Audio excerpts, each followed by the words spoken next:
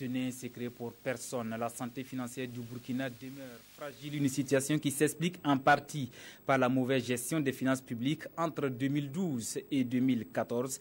Mis en place en juillet dernier, la commission d'enquête parlementaire sur la fraude et l'impunité fiscale est formelle.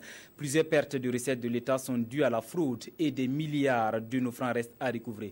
Le rapport d'enquête a été remis vendredi au gouvernement et au président du CNT. Sur les traces de ce rapport, retrouvons Mokhtar Ouedraogo et Wendata Nathalie Kaouri. Dans le cadre de cette enquête sur la fraude fiscale, l'impunité fiscale et les chèques impayés du Trésor, environ 600 personnes ont été auditionnées par la commission. Après plus d'un mois de travail, la commission d'enquête parlementaire est parvenue à des conclusions qui mettent en exergue des dysfonctionnements et des irrégularités dans la gestion des finances publiques au Burkina Faso.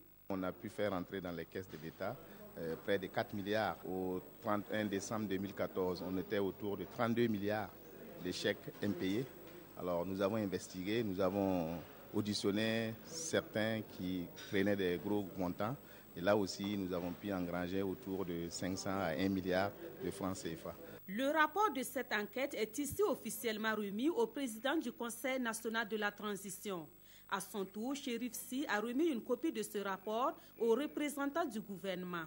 Les organes de la transition ont pris cet engagement de faire en sorte que ce genre de dossier, de crimes économiques, parce que quand même nous sommes un pays pauvre et dans un pays qui n'a pas suffisamment de ressources, que nous ayons des ressources qui s'égarent, des ressources qui sont détournées, je pense que c'est très important pour nous et nous allons donc exploiter ce document de façon à ce que nous pouvons entreprendre comme action immédiate que nous puissions le faire. Et selon le ministre François Lompo, ce rapport sera transmis au Premier ministre.